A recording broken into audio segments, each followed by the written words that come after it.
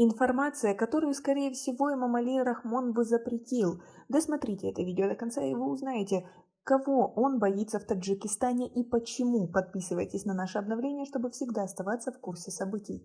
8 лет назад, 28 октября 2013 года, таджикский журналист Мухаммадюсюф Исмаилов был приговорен к 10,5 годам лишения свободы по обвинению в вымогательстве и мошенничестве. За это время в Таджикистане принято 3 закона об амнистии, но его приговор был сокращен всего 1 раз и на 1 год и 4 месяца.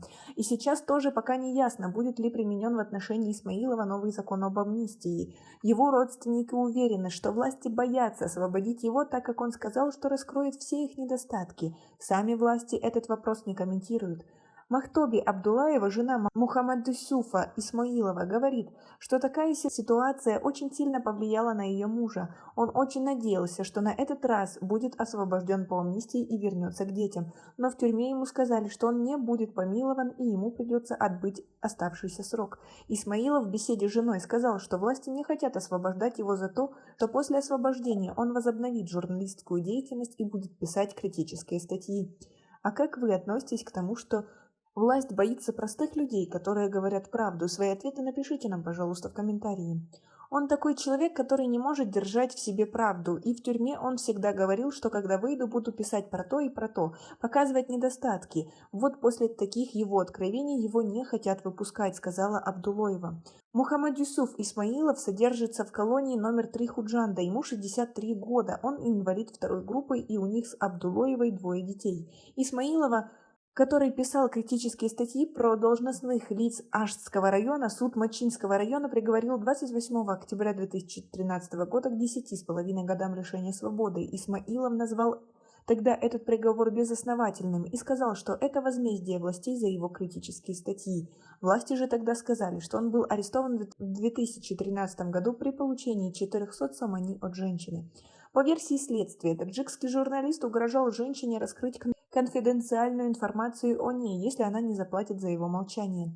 Но один из ключевых свидетелей задержания и ареста журналиста, который не пожелал называть своего имени, сказал, что Исмаилов каждый раз при очередной амнистии надеется, что власти освободят его. Потому что власти заявили тогда, что для запугивания заключат его на короткий срок в тюрьму, а затем отпустят. Мы даже и не думали, что его посадят на такой большой срок, сказал он.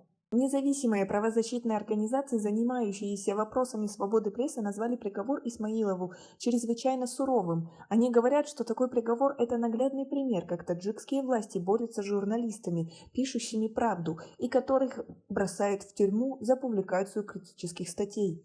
Верховный суд Таджикистана также посчитал приговор слишком суровым и рекомендовал областному суду по Сагдийской области пересмотреть дело и сократить срок содержания Исмаилова под стражей. Однако правление облсуда оказалось другого мнения, назвав предложение Верховного суда необоснованным. Это уже второе тюремное заключение журналиста Мухаммадюсюфа Исмаилова. Первый раз он был арестован в 2011 году за публикацию критической статьи под названием «Ашт превращается в руины» по обвинению в клевете, оскорблении, вымогательстве и местничестве и содержался тогда под стражей в течение 11 месяцев. А как вы думаете, мы должны говорить правду, несмотря ни на что? Свои ответы напишите нам, пожалуйста, в комментарии. У нас пока на этом. Оцените наше видео подпиской и лайком. До скорой встречи!